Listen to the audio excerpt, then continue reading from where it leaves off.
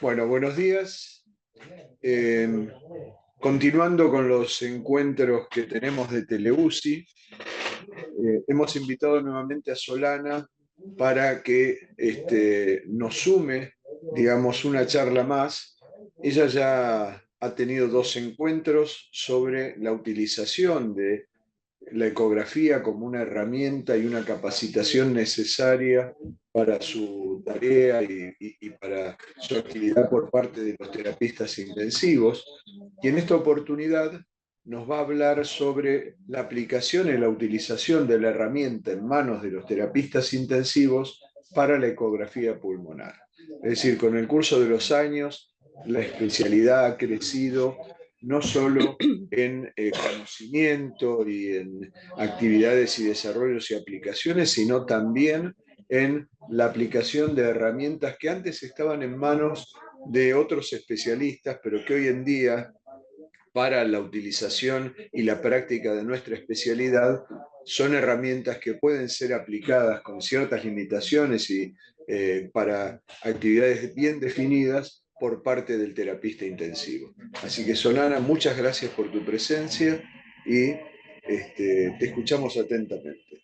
Bueno, muchas gracias. Buen día a todos. La idea es hoy charlar un poco sobre las aplicaciones clínicas que podemos darle a la ecografía pulmonar. Como dijimos, la ecografía pulmonar nos permite hacer no solo diagnóstico de algunas patologías, sino también seguimiento de nuestros pacientes en la actividad diaria, de todos los pacientes que tengan enfermedades respiratorias. La ecografía es una herramienta que ya dijimos que era libre de radiación, nos permite evaluar gran parte de la superficie pleural de forma inocua, es de fácil acceso porque lo tenemos al lado del paciente, así que eso nos permite tener un diagnóstico rápido que pueda ser reproductible por mi compañero o por otro operador y ver el control evolutivo de cada uno de los pacientes diariamente. Tiene una excelente resolución independientemente del tamaño del paciente y de la poca cantidad de grasa que tenga el niño. Esto ya lo habíamos visto, este es el ecógrafo que tenemos normalmente y habíamos visto tres tipos de transductores. El convex, que es el primero, el plano y el sectorial. Recordemos rápidamente que el transductor lineal tenía alta frecuencia y es el que vamos a usar en la ecografía pulmonar, sobre todo en los pacientes pediátricos. Por ahí en los pacientes adultos que tienen más grasa, sobre todo en los obesos, uno puede usar el convex, ¿sí? El transductor lineal, tanto el palito, el taquito de polo, como les mostraba cuando hablamos de accesos vasculares, o este más grande, que también es un transductor lineal, tiene alta frecuencia. ¿Eso qué nos permite? Tener mayor definición y menor profundidad de estructuras superficiales. El convex nos daba menor frecuencia, pero nos permitía ver las estructuras más profundas con mayor claridad. El examen pulmonar en un paciente lo vamos a dividir de la siguiente manera. En un lactante, como el tórax del lactante es pequeño, uno va a trazar una línea que va desde la clavícula hacia abajo, línea axilar anterior y otra línea axilar posterior. Y vamos a tener una región anterior, una lateral y una posterior, ¿sí? Porque el tórax es chiquito. En el adulto y en el paciente pediátrico, la única diferencia es que, a su vez, vamos a trazar una línea perpendicular por la mamila que nos va a dividir la región anterior en superior e inferior y así respectivamente la lateral y la posterior. O sea que vamos a tener 6 zonas, ¿sí? 6 zonas derechas y 6 zonas izquierdas. Siendo la primera la superior, segunda inferior, tercera superior, cuarta, quinta y sexta, ¿sí?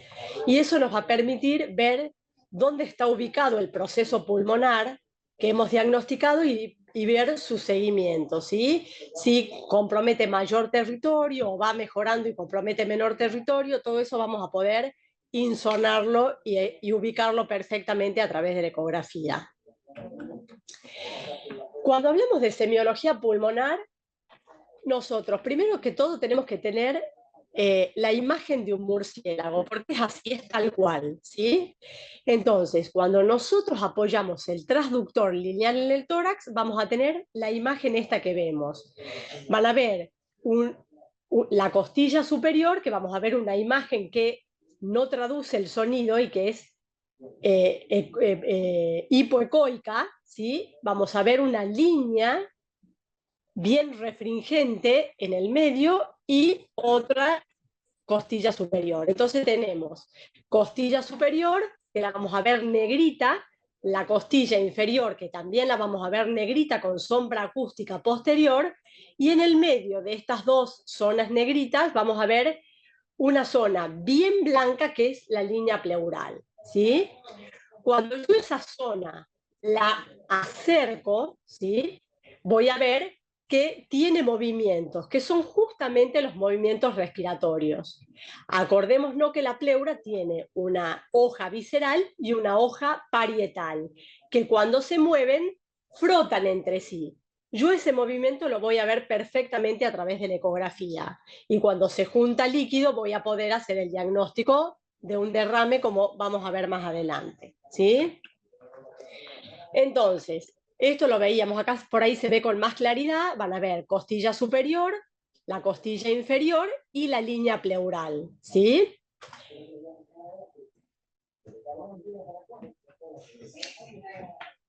Los movimientos de la pleura son siempre sincronizados con la respiración y esto se llama sliding pleural, que es el signo del deslizamiento pleural. La pleura normalmente con los movimientos respiratorios tiene que moverse, ¿sí? Que esta no se mueva es patológico y es patognomónico de un neumotórax, que lo vamos a ver más adelante, ¿sí? Nosotros habíamos hablado en las charlas anteriores que teníamos dos modos, el modo 2D, que es estático para ver más bien anatomía, el Doppler, ¿sí? Que uno veía si era pulsátil o si era continuo, y hoy vamos a aprender un tercer modo, que es el modo M, M de movement, de movimientos, que es el que nosotros vamos a utilizar en la ecografía pulmonar. Entonces, una vez que localizamos anatómicamente lo que queremos ver, en este caso el pulmón, cuando localicemos la pleura, que sabemos que se mueve, vamos a poner nuestro transductor en la zona pleural y le vamos a apretar el modo M. Y lo que vamos a ver es la movilidad de la pleura. Con esta imagen característica que van a ver que en la parte superior son todas líneas, ¿sí? Y en la parte inferior son como olas. Por eso uno dice que es el signo de la playa, arena y mar, ¿sí? El mar sería la pleura en movimiento, ¿sí? Esto van a ver que es muy característico. Cuando veamos un neumotórax va a estar totalmente abolida la parte que se mueve, es decir, el mar. Y lo único que vamos a ver van a ser las rayitas, ¿sí? De todas formas lo vamos a ver más adelante. El pulmón es una estructura que normalmente está aireada, ¿sí? Y el aire, como todos sabemos, tiene una muy mala traducción ecográfica. Todo lo que tiene líquido tiene buena traducción, entonces a mí me permite ver con mayor detalles. ¿Qué es lo que tenemos que saber para saber que tenemos un pulmón normal y un pulmón aireado?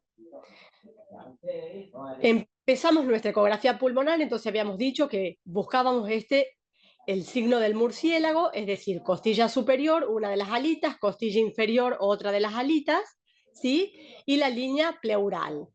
Van a ver que cuando hay aireación pulmonar, ¿sí? La línea pleural reverbera hacia atrás y voy a ver como muchas pleuras paralelas hacia el inferior de la pantalla. Eso se llaman líneas A y eso es signo de aireación pulmonar, ¿sí? Si nosotros vemos un pulmón que no está enfermo, esta es la imagen que tenemos que buscar. Esto es un pulmón normal. Después tenemos otro tipo de líneas que son las líneas B. Las líneas B van a ver que nacen todas en la pleura, ¿sí? Son perpendiculares a la pleura, son un artificio que tienen la forma de un cometa, ¿sí? Son como más delgadas en el nacimiento de la pleura y se abren hacia el final de la pantalla, ¿sí? Y son hiperecoicas. Este artificio es resultante de la marcada diferencia en la impedancia acústica entre el aire y el agua. ¿Qué quiere decir? Que nuestro pulmón tiene líquido, ¿sí? Por eso podemos verlo a través de las líneas B. La presencia de líneas B está relacionada con la cantidad de agua extrapulmonar, ¿sí? Extravascular, extrapulmonar. Normalmente en el pulmón nuestro tenemos algo de líquido muy chiquito, ¿sí? Entonces es normal que cuando nosotros insonemos un pulmón normal, encontremos 2 o 3 líneas B, ¿sí? La diferencia entre las líneas A y las líneas B es que unas son paralelas, signo de aireación pulmonar, se refracta o reverbera la pleura. Las líneas B siempre perpendiculares a la línea pleural y nos están indicando que nuestro pulmón tiene agua, ¿sí? Entonces, si tenemos muchas líneas B, quiere decir que el pulmón tiene mucha agua. Y cuando vemos un pulmón blanco, vamos a ver que tiene extremadamente cantidad de agua y estamos en presencia de un edema alveolar, que también vamos a ir viéndolo. Fíjense estas dos imágenes. En la primera tenemos líneas B. Van a ver que algunas son delgadas y finitas y otras son como confluentes, ¿sí? Se van uniendo entre sí a medida que aumente el agua extravascular pulmonar, ¿sí? Normalmente las líneas B fisiológicas, digamos, tienen que estar separadas unas de otras por 7 milímetros, ¿sí? Cuando estas empiezan a aproximarse y tenemos distancia menor a 3 milímetros, estamos en presencia de mucha agua extrapulmonar y ya podemos hablar de edema alveolar. Entonces, la mezcla de aire y de líquido genera en el pulmón una serie de artificios por elevado gradiente de impedancia acústica que genera. Y esto es lo que a mí me va a marcar la patología pulmonar. La patología pulmonar la podemos dividir en 4 síndromes, ¿sí? Síndrome intersticio alveolar, el síndrome de condensación, derrame pleural y neumotórax. Estas son las 4 cosas más importantes y de las cuales vamos a charlar hoy. Este grafiquito les puse para que tengan una idea, para ver el cociente aire líquido, ¿sí? Fíjense que en un extremo está el neumotórax y en el otro extremo está el derrame pleural, ¿sí? Neumotórax, mucho aire en el pulmón, ¿sí? Y el derrame pleural, mucho líquido en el pulmón. Nuestro pulmón está inundado, ¿sí? Fíjense que el pulmón normal está al lado del 1, tiene 0,98. Este 2% son las líneas B, esas que hablamos, 2 o 3, que son parte de la normalidad, ¿sí? A medida que va teniendo más agua extrapulmonar, vamos a tener mayor agua intersticial o síndrome intersticial, y a medida que esto aumenta y tenemos más líquido ganado en el pulmón, vamos a ir hablando de síndrome alveolar o condensación. Nosotros, para hablar de ecografía pulmonar, tenemos un protocolo que se llama protocolo Blue. Blue es Bedside Lung Ultrasonografía en emergencias, es decir, al lado de la cama del paciente, ¿sí?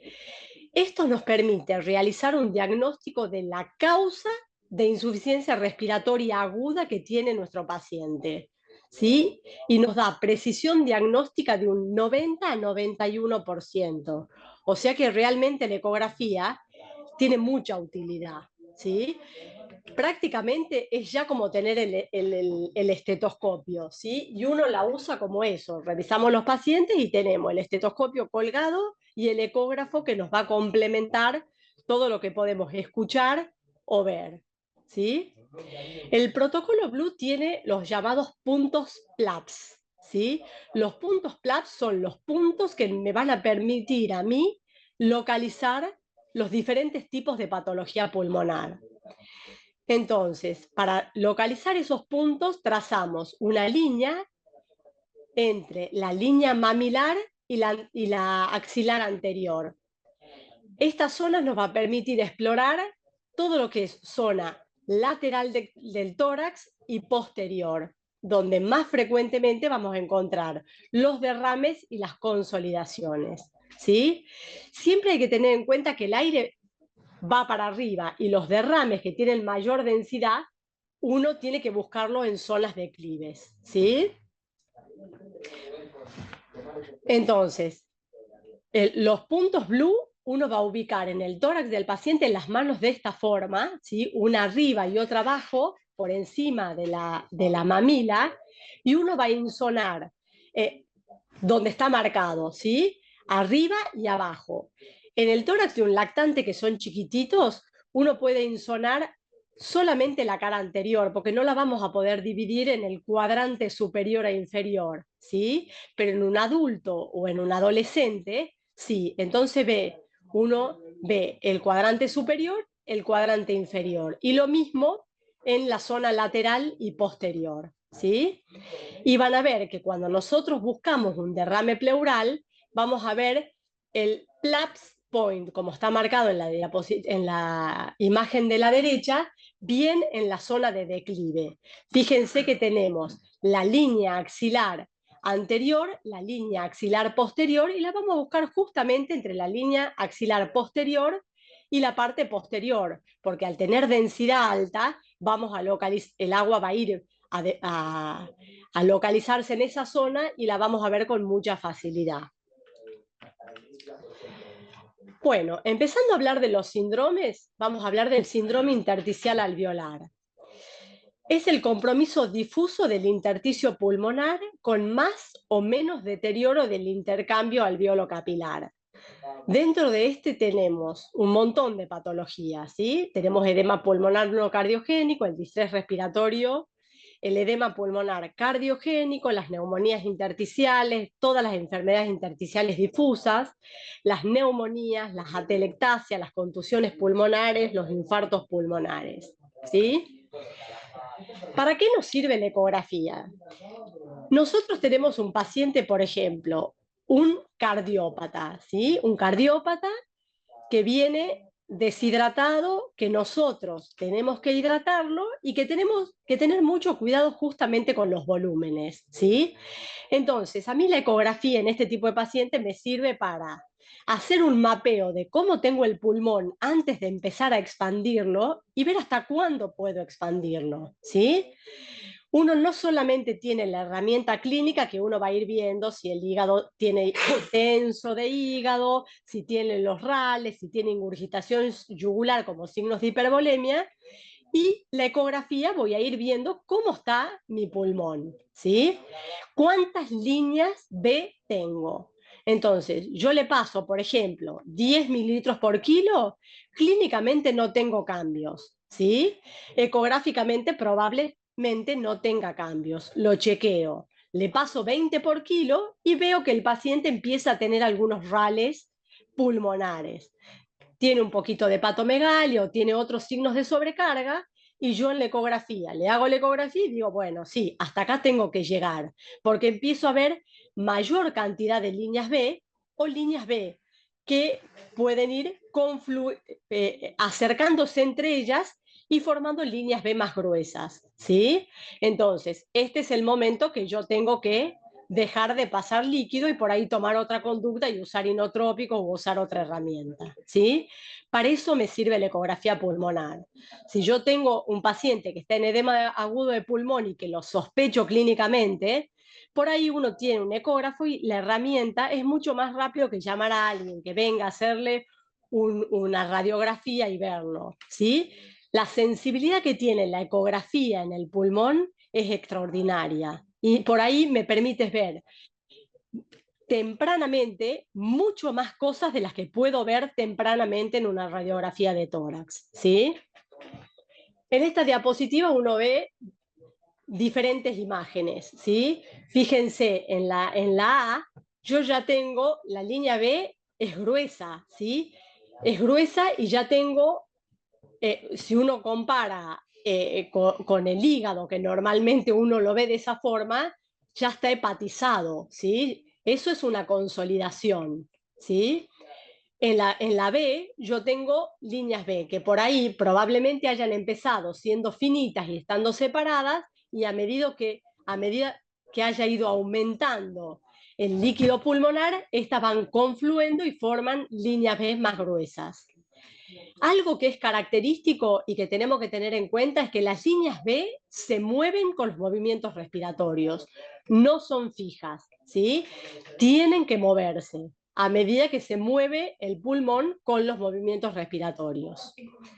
Fíjense en la C, ahí donde yo puse las flechas amarillas, fíjense que la pleura pierde la línea, ¿sí? Una línea que es recta y que se mueve en forma recta, por ahí la vemos despulida, ¿sí? Esto pasa cuando las líneas B se juntan y hay una consolidación. Es un signo patognomónico de una neumonía, por ejemplo, de una consolidación pulmonar, ¿sí? Y fíjense que en la D tengo zonas aireadas en el pulmón. A la derecha van a ver la imagen, la línea pleural con líneas A. Quiere decir que en esa zona del pulmón el pulmón es normal y que tengo otra zona del pulmón, por eso una la divide por cuadrantes, que tiene muchas líneas B y que tiene una consolidación pulmonar, ¿sí? Entonces, el separarlo entre zonas me va a ir permitiendo cómo está mi pulmón en una zona determinada y cómo está en otra, y poder ir siguiendo el lineamiento y la evolución de mi paciente y de su patología todos los días. El síndrome de condensación o consolidación. Arriba tenemos una neumonía, ¿sí? Una neumonía bifocal, tiene un foco en el pulmón izquierdo y otro foco en el pulmón derecho. Fíjense cómo veo la imagen por ecografía, ¿sí? Ven que ya tengo consolidación. Tengo toda la zona izquierda, una línea B gruesa, ¿sí? Y una línea B más finita a la izquierda, pero es todo un abanico consolidado, blanco, ¿sí? Esa es la imagen que yo veo, que es la traducción de la imagen radiográfica superior. Entonces, patrón parenquimatoso, uno lo ve hepatizado al pulmón. Los espacios aéreos, ¿sí?, están ocupados por líquido o por células inflamatorias. Y esto tiene buena traducción a través del ultrasonido. ¿Por qué? Porque no tengo aire, tengo líquido, y el líquido es un excelente transmisor de sonido, ¿sí?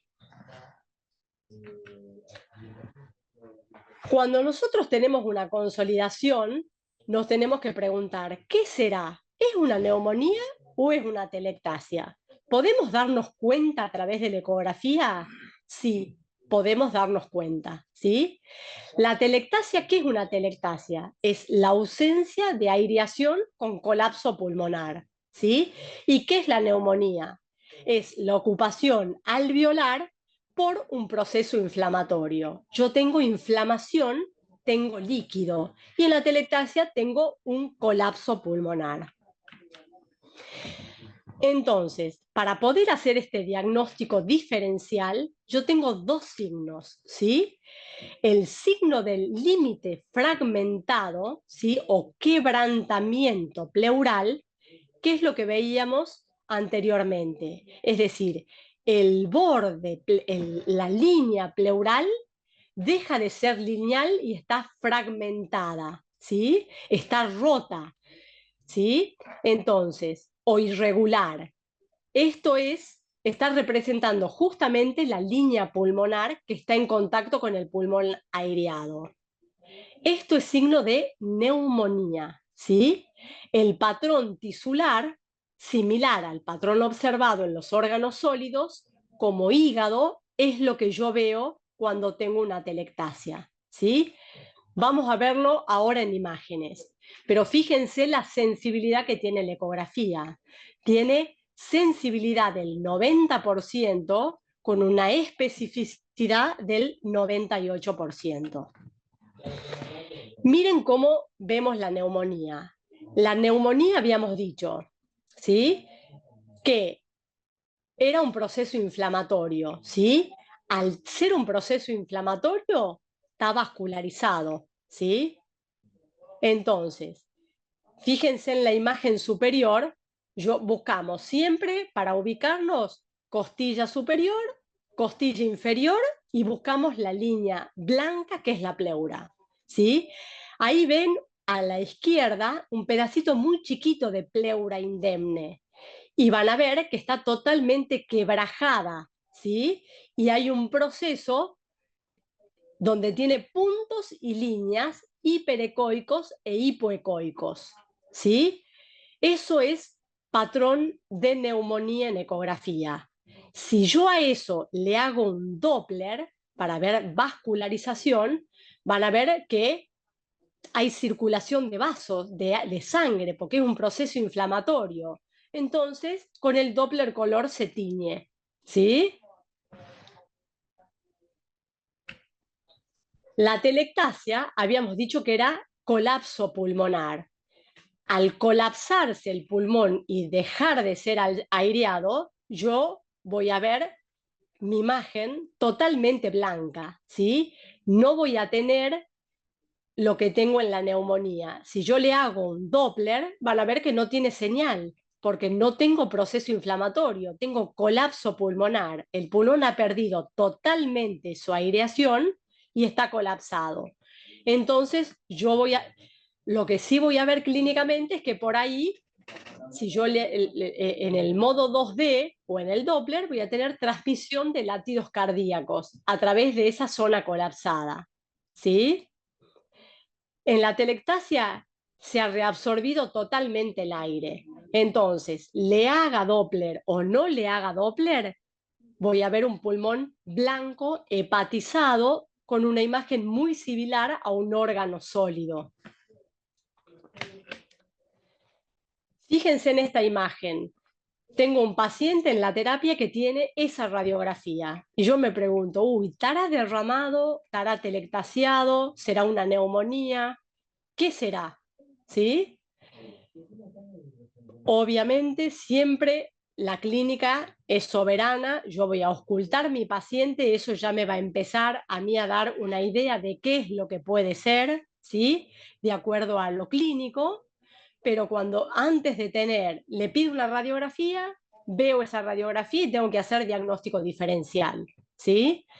Entonces, tengo la ecografía como herramienta, asiento mi transductor en el tórax y veo esa imagen, ¿sí?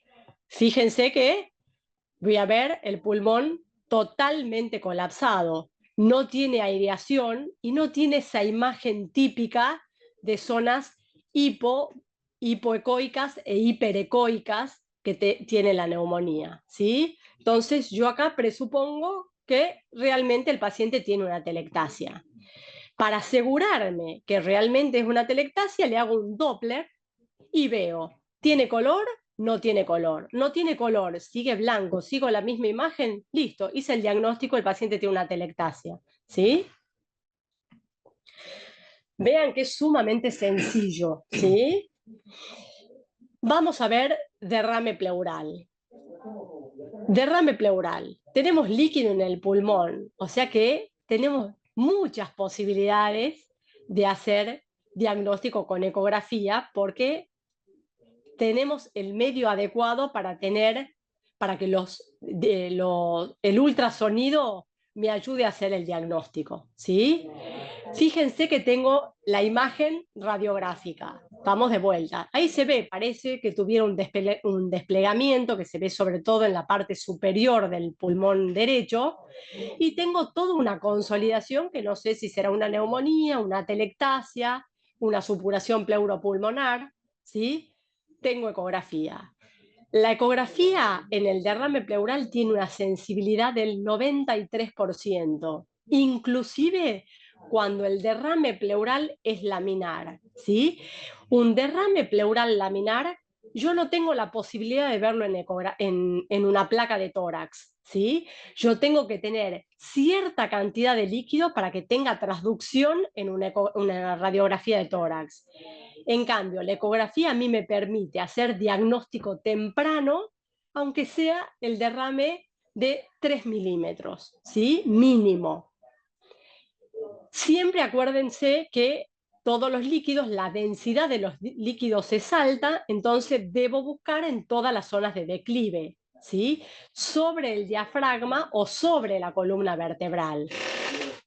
Acordándonos de la diapositiva de nuestras imágenes, habíamos dividido la semiología del tórax en cara anterior, no la voy a buscar en la cara anterior, lateral o posterior, ¿sí? Así que voy a apoyar mi transductor en esa zona, ¿sí? Acordémonos de los puntos PLAPS, ¿sí? Nosotros tenemos la zona lateral que estaba delimitada por la línea axilar anterior y la línea axilar posterior. Entonces voy a apoyar en esa zona.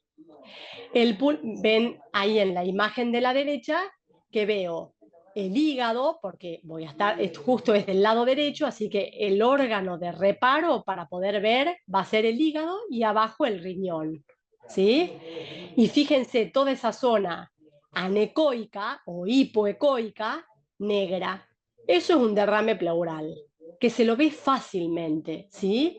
Cuando esa imagen es negra, negra, negra, sin nada blanco, quiere decir que es líquido, ¿sí? Cuando tiene algunos ecos hiperecoicos, ¿sí? Que uno los ve como cositas que flotan en el pulmón blanquecinas, puede ser una supuración pleuropulmonar, ¿sí? Porque puede ser pus.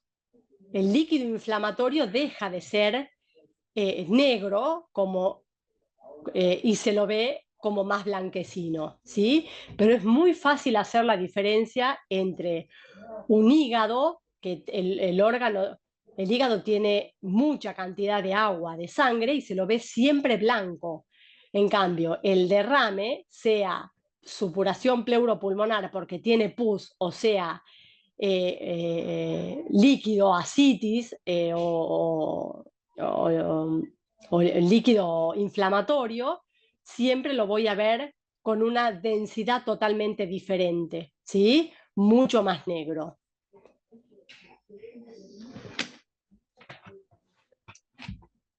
Cuando yo asiento el transductor en la cara anterior, ¿sí? Por más que yo después voy a ir a buscar los derrames en la zona lateral o posterior, pueden ver esta imagen que uno ve, ¿sí? Que es el signo del cuadrilátero, ¿sí? Es decir, buscábamos, acordémonos, siempre costilla superior, costilla inferior y la línea pleural, que acá tengo algunas líneas B. Fíjense que acá la pleura, como en la cantidad de líquido que tiene el paciente es importante, yo puedo ver en esta imagen, en la cara anterior del tórax, que se separa la pleura visceral de la pleura parietal. Y tenemos un espacio negro. Eso es derrame pleural, ¿sí? Y si yo trazo dos líneas paralelas y dos líneas perpendiculares, formo un cuadrilátero. Y eso es patognomónico también del derrame pleural. Si yo le hago un modo M para ver la movilidad, también puedo ver el derrame en la imagen de la izquierda. ¿Se acuerdan que veíamos un pulmón aireado? Veíamos que tiene este patrón que nos da la imagen característica de la arena, ¿sí? O de la playa y el mar. La playa es la parte fija que no se mueve y el mar es la parte que se mueve con los movimientos respiratorios. Fíjense que uno entre esas dos imágenes ve líquido pleural, ¿sí? Líquido negro, hipoecoico. Eso es el signo del sinusoide y es patognomónico del derrame pleural. ¿Podemos estimar la cantidad de líquido que tienen nuestros pacientes? Sí. Uno midiendo, ¿sí?, la cantidad de líquido, podemos saber aproximadamente qué cantidad de mililitros, cuánta cuantía tiene el derrame pleural, ¿sí? Fíjense, en la imagen esta que tenemos vamos a ver el hígado, ¿sí?, el riñoncito un poquito más abajo, y van a ver una gran zona hipoecoica que es el derrame, ¿sí? Entonces, yo puedo trazar una línea desde el borde superior hacia el borde inferior y otra línea, que ahí no la marqué, desde arriba hacia abajo. Y eso lo multiplico y tengo una idea de la cantidad de líquido que tiene acumulado nuestro paciente en el pulmón. Bueno, otro de los diagnósticos y que la ecografía tiene mucha sensibilidad es el neumotórax, ¿sí? El neumotórax, ¿qué era lo que pasaba en el neumotórax? El neumotórax, tengo el pulmón, la pleura se llena de aire, ¿sí? Por algún motivo se llenó de aire. Entonces, la transducción que tengo es mala, ¿sí? ¿Por qué? Porque el aire tiene mala transducción en la ecografía. Sin embargo, habíamos dicho que normalmente la pleura se desliza. Acá, cuando la pleura se llena de aire, yo dejo de ver que se mueve, ¿sí?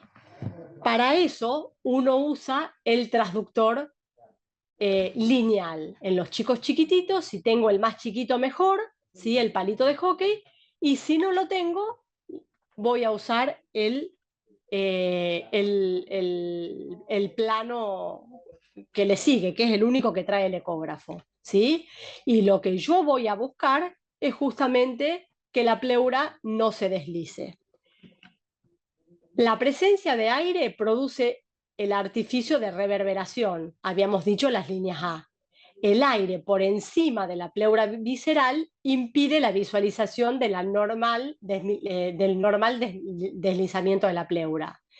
Entonces, la ausencia de deslizamiento pulmonar, que yo la puedo ver por ecografía, tiene una sensibilidad del 96%. Esta es la imagen que yo veo y hago diagnóstico en la cama del paciente. Fíjense, modo M, vamos a ver este patrón de líneas. Dejo de ver la playa y el mar y veo un patrón que se llama signo de la estratosfera, ¿sí?, que es este que vemos acá. Todas líneas paralelas que pueden estar en todo el pulmón cuando el neumotórax es masivo. O puedo verlo en un punto determinado y el de al lado tener patrón normal, porque la pleura se mueve, es decir, tener un neumotórax localizado. Fíjense que en esta imagen de la izquierda uno ve un neumotórax masivo, ¿sí?, donde veo bien a la izquierda las líneas A, que eran la reverberación de la pleura, ¿sí?, como paralelas a la pleura, estas líneas blancas a lo largo de la pantalla. Y cuando yo le pongo el modo M, voy a ver el signo de la estratosfera. Todas, el 100% son líneas rectas. Listo, mi paciente tiene un neumotórax y debo hacer tratamiento, ¿sí? Si yo tengo un paciente crítico que está con respirador alto y de pronto el paciente desatura, el enfermero me llama, el paciente desatura, se pone hipotenso y yo estaba ventilado con parámetros muy altos porque está distresado y de pronto le pasa esto, yo supongo que puede tener un neumotórax hipertensivo, ¿sí? Entonces, mientras busco todo para drenarlo, agarro el ecógrafo, lo asiento y le hago diagnóstico inmediatamente y no tengo que esperar que venga el radiólogo que se demora, que por ahí no está en el mismo piso donde yo estoy trabajando y llega tarde. Es una emergencia y yo con esto la resuelvo, ¿sí? Fíjense la utilidad y la gran sensibilidad que tiene la ecografía. Y con pocas cosas, porque tampoco es que uno necesita una formación, demasiada formación para aprender a ver estas cosas que nos hacen que este sea un instrumento tan rico para un médico terapista como todos nosotros, ¿sí? Fíjense que en la imagen de la derecha, el paciente tiene un neumotórax localizado. Entonces yo tengo zonas donde tengo el signo de la playa y el mar, es decir, movilidad normal de la pleura, y de pronto veo signo de la estratosfera, todas rayitas, rayitas, rayitas, un poquito más allá veo de nuevo que se mueve la pleura. Eso es un neumotórax localizado, ¿sí? Que también uno puede hacer diagnóstico con la ecografía. Eso es en cuanto a ecografía pulmonar, ¿sí? Acordémonos que, bueno, por un lado tenemos el pulmón y por otro lado tenemos el diafragma, ¿sí? El diafragma también es un músculo que interviene en la respiración y que nosotros aprender a hacer ecografía diafragmática es sumamente útil, ¿sí? Sobre todo para el weaning de los pacientes que están en respirador y debemos sacarlo de asistencia respiratoria mecánica, ¿sí? Esto es una herramienta realmente útil que cada vez vamos adquiriendo mayor destreza y va siendo una herramienta cada vez más útil. Repasando rápidamente, bueno, sabemos que el diafragma es el principal músculo respiratorio, que es el responsable de la ejecución del 30 al 90% del trabajo respiratorio. El diafragma tiene una parte anatómica y una funcional, ¿sí? Tenemos por un lado el domo diafragmático, que es la parte tendinosa central, y por otro lado tenemos la zona de aposición, que es la parte que se encuentra en contacto directo con la caja torácica, ¿sí? Fíjense, ahí tenemos una radiografía a la izquierda donde vemos el domo diafragmático y la zona que se une a la pared torácica, que es la zona de aposición, ¿sí?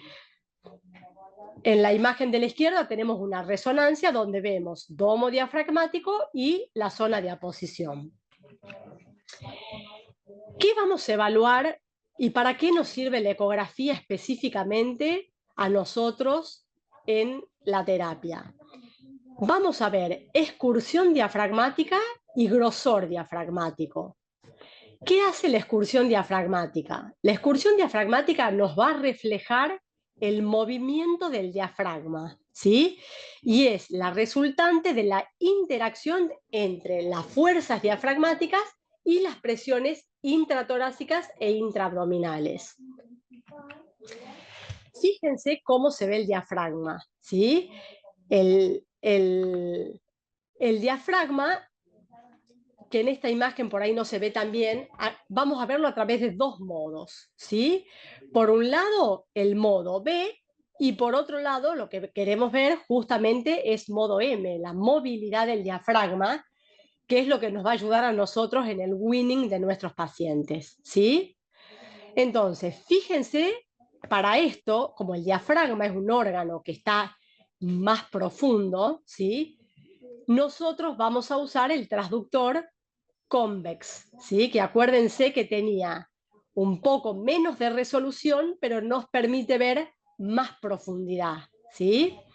Entonces, cuando nosotros hacemos ecografía del diafragma derecho, nos vamos a buscar la línea intercostal y trazamos una línea perpendicular por la mamila izquierda hacia la costilla inferior, y en esa zona, entre la línea anterior y la axilar anterior, entre la media clavicular, digamos, donde está la mamila, y la línea axilar anterior, y por abajo de la parrilla costal voy a poner el transductor en sentido longitudinal, ¿sí? Eso me va a permitir ver lo que yo veo en esta imagen en el modo B. Van a ver el hígado, que se lo ve blanco, ¿sí? Bien hepatizado porque es un órgano. vamos a ver esa línea hiperecogénica abajo que se mueve con los movimientos respiratorios y que parece una cortina que va y viene con la inspiración y la expiración, y eso es el diafragma. Si yo en ese momento el transductor que está ubicado lo doy vuelta, ¿sí?, voy a tener la imagen que vemos a la izquierda, ¿sí?, que justamente refleja los movimientos diafragmáticos. Esta curva que en inspiración sube y en expiración baja, ¿sí? Eso es la imagen que vemos en el modo M, es de un chico que está respirando normalmente o un adulto que está respirando normalmente. Entonces veo la frecuencia respiratoria y en inspiración y expiración cómo se mueve mi diafragma, ¿sí? ¿Para qué me sirve esto?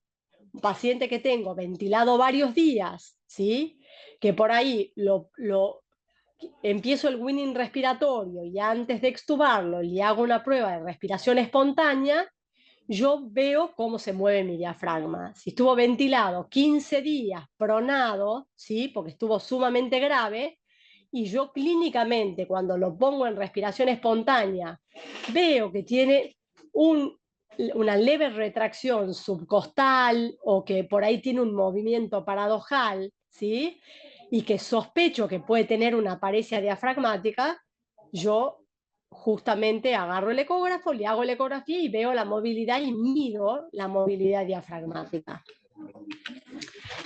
Entonces, nosotros tenemos un diafragma de cada lado, ¿sí?, y tenemos reparos anatómicos para el diafragma derecho y para el diafragma izquierdo. Diafragma derecho, nivel subcostal derecho entre la línea medio clavicular y la axilar anterior. Y uso el hígado como ventana acústica, ¿sí?, como lo vemos ahí en esa imagen. Primero siempre longitudinal a la parrilla costal, y en el momento que lo localizo perfectamente para ver movilidad, doy vuelta al transductor siempre en modo M, ¿sí? Si no, voy a tener una imagen estática. Acuérdense que el modo 2D es para ver anatomía y lo que tengo en un determinado sector.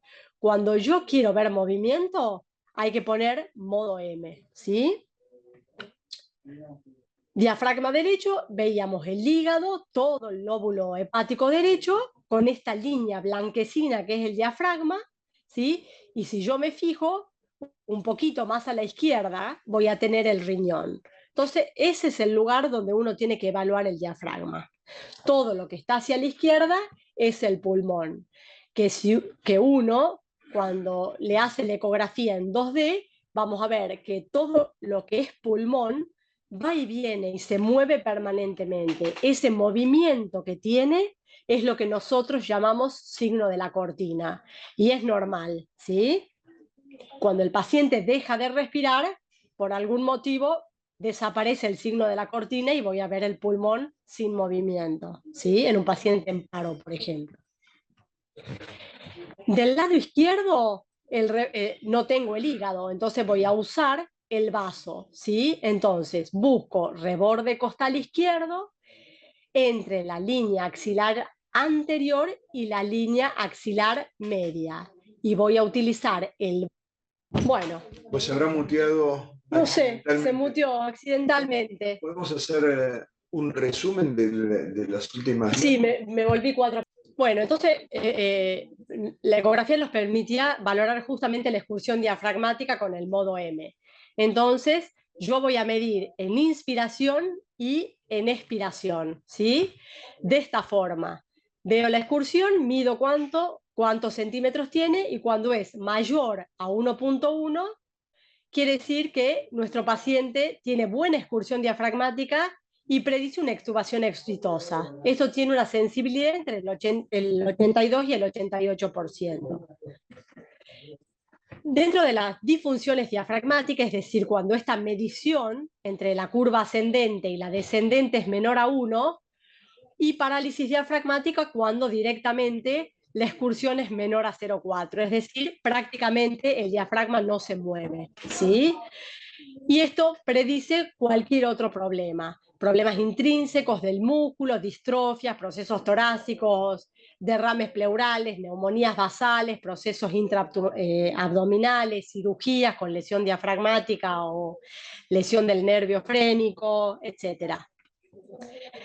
Y por otro lado, lo que podíamos valorar es la fracción de engrosamiento diafragmático, ¿sí? En el modo 2D uno ve el diafragma, ¿sí? Y vamos a ver que tiene una zona que es más gruesa y una que es más finita, ¿sí? En inspiración y en expiración. Entonces yo mido la que es más gruesa, anoto la zona más finita y voy a sacar esta ecuación. Grosor en inspiración menos grosor en expiración sobre grosor en expiración por 100, y esto nos da el índice de eficiencia diafragmática, que es un predictor de éxito en el winning cuando los valores oscilan entre 30 y 36%, ¿sí? Siempre tenemos que tener en cuenta que el paciente debemos valorarlo en respiración espontánea, ¿sí? Entonces, ya terminando, función diafragmática, evaluamos excursión diafragmática, valores de corte mayores a 1.1 predicen extubación exitosa, y la fracción de engrosamiento diafragmático, cuando es mayor a 36%, predice prueba de respiración espontánea exitosa. Es decir, nuestro paciente está en winning y va a ser extubado probablemente exitosamente, ¿sí? Atrofia muscular, cuando el grosor diafragmático se mantiene, ¿sí? Es decir, no cambia en inspiración y en expiración, es decir, es menor de 2, y parálisis diafragmática cuando directamente el diafragma no se mueve. Listo, muchas gracias. Si estamos lamentablemente cortos en tiempo, tenemos que dejar el espacio, pero yo te quería preguntar sobre... ¿Recomendás entonces contar con los dos transductores? Porque una cosa es el lactante, donde puedes usar el transductor de palito de hockey, y otro es el preadolescente. Nosotros tenemos una actividad donde el tamaño de los pacientes, digamos, es muy diverso, y tal vez el instrumento y la herramienta que nos resulta útil para una edad no es suficiente para la otra. ¿Es así?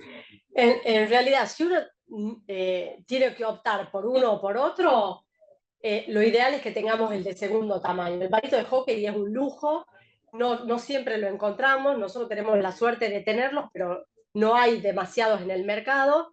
En cambio, el otro, el lineal común, es el que nos ayuda. Así que con el lineal yo puedo hacer diagnóstico de todo esto que hablamos. Perfecto. No hace falta tener los dos. La vez pasada habías comentado que no es necesario tener un ecógrafo de última generación, y con un ecógrafo que ya en una de esas el servicio de radiología está teniendo como muleto, para nosotros es más que suficiente. Sí. Y la inmediatez, digamos, del diagnóstico que podemos tener, a esto se suma el hecho de evitar una radiación innecesaria, que ya nosotros irradiamos bastante a nuestros pacientes, y con siempre una pregunta sobre el futuro de esa radiación, más allá de lo deseado, pero es un procedimiento y una herramienta que requiere, que es operador dependiente. Es decir, necesita de una capacitación del operador, y todo lo que vos, digamos, describiste necesita de un entrenamiento. Uno de estos dos puntos, y el hecho de que se trata de una herramienta que no es invasiva, agresiva, perjudicial, como puede ser una radiografía o una tomografía, y la necesidad de capacitar al operador, que tal vez la recomendación sea que, más allá del fin diagnóstico, el operador o quienes están entrenando en la práctica y en el uso de la herramienta lo puedan hacer sobre pacientes que son teóricamente normales o que no necesitan un planteo diagnóstico, simplemente para habituarse con las imágenes, dado que no lo estamos invadiendo, no lo estamos perjudicando, es inocua, y por supuesto siempre pidiéndole permiso a la familia y explicándole que vamos a hacer una ecografía y que no lo estamos invadiendo ni molestando ni nada por el estilo. No sé a vos qué te Sí, parece esto. totalmente, es eso. Por ahí tratar de, si uno tiene un ecógrafo en la terapia, la forma de aprender ecografía es justamente haciendo y haciendo y haciendo. Y es algo totalmente inocuo, así que si uno tiene la posibilidad, hay que hacerlo, hay que aprender, educar el ojo, ¿sí? Siempre lo ideal es tener a alguien que nos vaya corrigiendo, pero bueno, con pequeñas cosas y mucho entrenamiento, uno puede lograr usarla como una gran herramienta.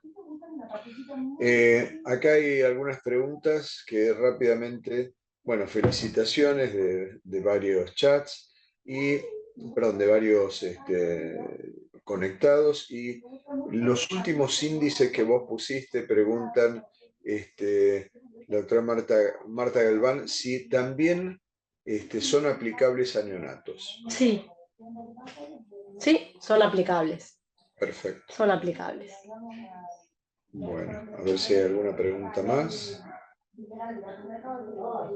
Lamentamos lo del corte del audio, pero bueno, son cosas que pueden pasar en vivo, ¿eh? Bueno, muchísimas gracias. Nos reencontramos con un nuevo. Gracias, Solana, por las excelentes exposiciones que tuviste. Te vamos a convocar para otros temas también. Y los esperamos el miércoles que viene con la participación del Comité de Transferencia de Pacientes, de transición de pacientes de la medicina pediátrica a la del adulto y problemas que surgen con las terapias intensivas pediátricas para la transferencia de estos pacientes. Muchísimas gracias. Nos volveremos a encontrar en el próximo encuentro. Bueno, chao, muchísimas gracias a todos por escucharnos.